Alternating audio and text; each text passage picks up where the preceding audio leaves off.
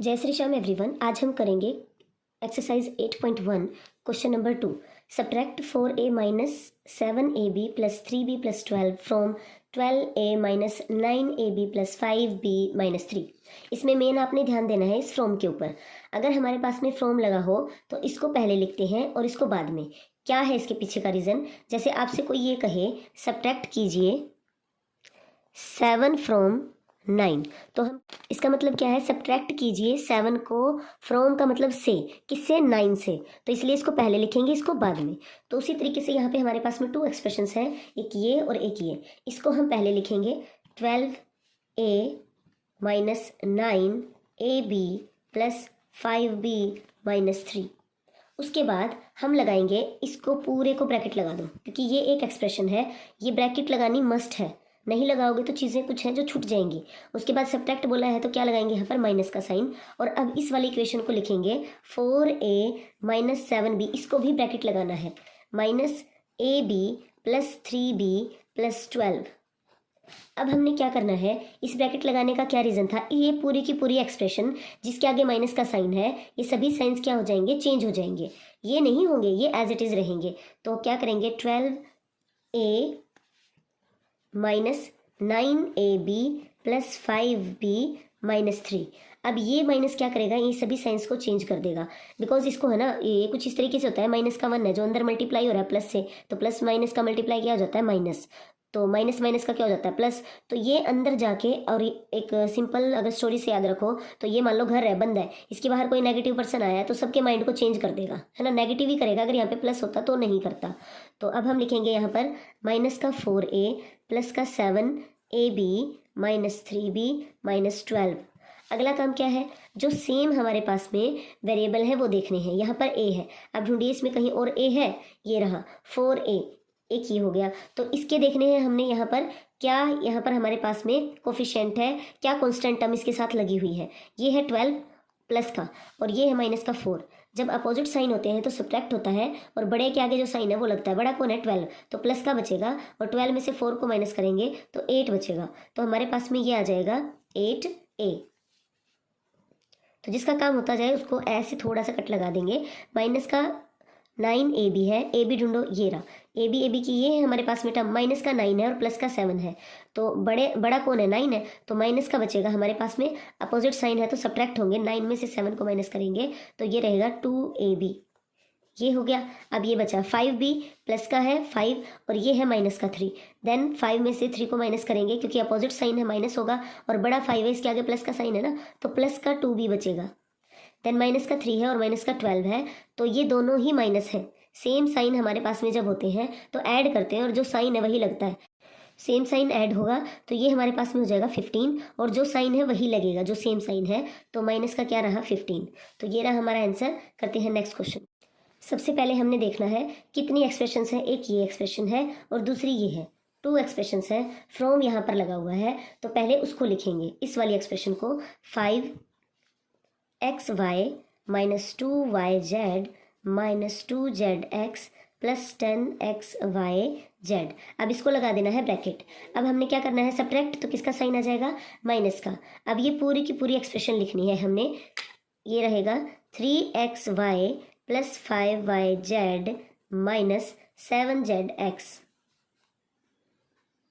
Then अब बाहर minus का साइन है, अगले स्टेप में क्या करना है? इसके सभी साइंस को चेंज कर देना है। तो हम लिखेंगे 5xy minus 2yz minus 2zx plus 10xyz minus, ये प्लस का है जिसके आगे कोई साइन नहीं होता, वो प्लस का होता है। ब्रैकेट के अंदर के साइन क्या हो जाएंगे? चेंज हो जाएंगे। तो ये हो जाएगा माइनस का 3xy, ब्लैक पेन ले लेती हूँ ताकि आपको याद रहे, माइनस का 5yz plus 7zx। Sign change कर दिए, ये प्लस का था माइनस हो गया, प्लस था माइनस, माइनस था प्लस। अब हमने क्या देखना है? अब हमने देखने हैं सेम वेरिएबल। कौन कौन सी टर्म्स सेम है जिसमें सेम वेरिएबल यूज हुए हैं? ये है xy। अब इसके अंदर xy ढूंढो, ये रहा हमारे पास में xy। अब xy इसके अंदर भी है लेकिन इसके साथ z भी है तो हम इसको नहीं लेंगे, ठीक है। तो xy में हम सिर्फ इसको लेंगे। प्लस का 5 है, इनके हमें देखने होते हैं ये कोफिशिएंट्स, ये जो कांस्टेंट टर्म इसके साथ दे रखी है, प्लस का 5 है, माइनस का 3 है, अपोजिट साइन है, तो सब्ट्रैक्ट होंगे, बड़े के आगे किसका साइन है, प्लस का, तो प्लस का 2 बचेगा, तो ये रहेगा 2xy, इसका काम हो गया। अब वाई जेड ढूंढो, ये रहा, माइनस का 2 है और माइनस का 5 है, सेम साइन है तो ऐड होंगे और जो साइन है वही लगेगा, माइनस का 7yz। उसके बाद में हमारे पास में है जेड एक्स ढूंढते हैं, ये रहा जेड एक्स, तो माइनस का 2 है और ये प्लस का 7 है, तो 7 प्लस का है और माइनस का 2 है, अपोजिट साइन है, तो हमारे पास में सब्ट्रैक्ट होंगे, और बड़ा कौन है 7, उसके आगे प्लस का साइन है ना, तो प्लस का बचेगा हमारे पास में कितना 5zx। हो गया इसका काम। अब हमारे पास में बचा है प्लस में 10xyz, क्योंकि इसके जैसा और कोई है नहीं xyz ऐसी कोई टर्म इस वेरिएबल के साथ, तो ये एज इट इज आ जाएगा। करते हैं सी पार्ट में क्या गिवन है, ये हमारे पास में एक इक्वेशन है और ये हमारे पास में सेकंड वाली इक्वेशन है। तो ये जो सेकंड इक्वेशन है फ्रॉम लगा हुआ है, इसको पहले लिखेंगे 18 minus 3p minus 11q plus 5pq minus 2pq square plus 5p square Q. अगला काम मैंने क्या कहा था, इसको ब्रैकेट लगाना मस्ट है, अदरवाइज चीज़ें गलत हो जाएंगी। माइनस, अगर मैं यहाँ पे माइनस लगा के अगर इसको ब्रैकेट नहीं लगाती तो ये मिक्स हो जाता है, मतलब चेंज किसको कर, तो इसको भी मैं क्या लगाऊंगी यहाँ पर ब्रैकेट, क्योंकि ताकि मेरे को पता चल जाए मैंने किस किस के साइन चेंज करने हैं। 4p square Q minus 3p Q plus 5p Q square minus 8p plus 7q minus 10। अब करते हैं इसके साइन चेंज करना और इसे सिंप्लीफाई करना शुरू। तो इसको तो हम लिखेंगे एज इट इज़ पहले, तो लिख लेते हैं इसको as it is 18 minus 3p minus 11q plus 5p Q minus 2p Q square plus 5p square Q. अब ये करेगा साइन चेंज, है ना, तो प्लस का है 4 तो ये हो जाएगा माइनस का। इसको ब्लैक से लिख लेते हैं ताकि आपको याद रहे। 3pq प्लस 5pq स्क्वायर, तो मैंने ये सभी साइंस को चेंज करके यहाँ पर लिख लिया है। 4p स्क्वायर क्यू जो है मेरा माइनस का हो गया है, ये प्लस, ये माइनस, ये प्लस, ये माइनस और ये माइनस था तो प्लस हो गया है। अब हमें सेम वेरिएबल को ढूंढना है। ये हमारे पास में है कॉन्स्टेंट टर्म, तो एक ऐसी टर्म ढूंढो जिसके साथ कुछ भी नहीं है, तो ये है प्लस का 10, तो दोनों प्लस के हैं, जिसके आगे कोई साइन नहीं वो भी प्लस का होता है, तो ऐड होंगे, जो साइन है वही लगेगा, तो ये हमारे पास में रहेगा 28। ठीक है, जो हमारे पास में क्या हो गया है, प्लस का 28। लगाने की जरूरत नहीं है यहाँ पे स्टार्टिंग में प्लस, वो तब लगाना है हमें जब दो को सेपरेट करना है, बीच में अगर होगा ना तो वहाँ पे लगाने की नीड होती है, प्लस यहाँ लगाने की नीड नहीं होती। तो इसका काम हो चुका है जी। अब इधर से करेंगे माइनस का 3p ढूंढना है हमें इसके अंदर, p ये रहा, तो ये है माइनस का 3 और प्लस का 8, अपोजिट साइन है, सब्ट्रैक्ट होंगे, बड़ा कौन है 8, उसके आगे प्लस का साइन है, तो प्लस का बचेगा क्या, 8 में से 3 माइनस करेंगे तो 5, प्लस का 5p हो गया। उसके बाद क्यू को ढूंढना है, माइनस का 11 क्यू है और ये माइनस का 7 है, सेम साइन है, दोनों माइनस माइनस है, ऐड होंगे, जो साइन है वही लगेगा, माइनस के हैं दोनों तो माइनस का साइन, 11 में 7 को ऐड करेंगे तो ये रहेगा हमारे पास में 18 क्यू। इसका काम हो गया। अब है 5pq हमारे पास में और कहाँ पे है, ये रहा pq, और कहीं भी है नहीं है, ये pq स्क्वायर है ना, तो 5pq हमारे पास में है और 3pq है, ये भी सेम साइन है प्लस प्लस, तो ऐड होंगे और जो साइन है वही लगेगा 8pq। उसके बाद में है pq स्क्वायर है, pq स्क्वायर ये रहा, ये किसका है, माइनस का है, और ये किसका है, ये भी माइनस का है, सेम साइन हुए तो ऐड होंगे और जो साइन है वही लगेगा, माइनस का 7pq स्क्वायर। इसका काम हो गया।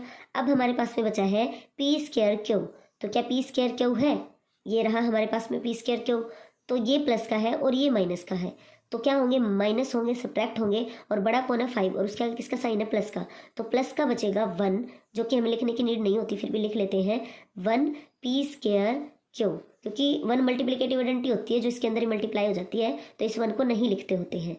तो आई होप सो सब हो गए होंगे हमारे, तो ये रहा हमारे पास में आंसर। इसको आप, ये जो आगे कॉन्स्टेंट टर्म है अच्छी नहीं लग रही है ऐसे लिखी हुई, तो आप इसको चेंज करके ऐसे भी लिख सकते हैं, रिवर्स भी। जैसे अगर आप इसको लिखना चाहें तो पहले लिख दो p square Q minus 7pq square plus 8pq minus 18q plus 5p plus 28। अब देखो यहाँ पे प्लस हमें शो करना पड़ा, क्योंकि यहाँ पे हमें सेपरेट करना था इन दोनों टर्म को, अगर हम ये साइन नहीं लगाते तो ये मल्टीप्लाई हो जाता।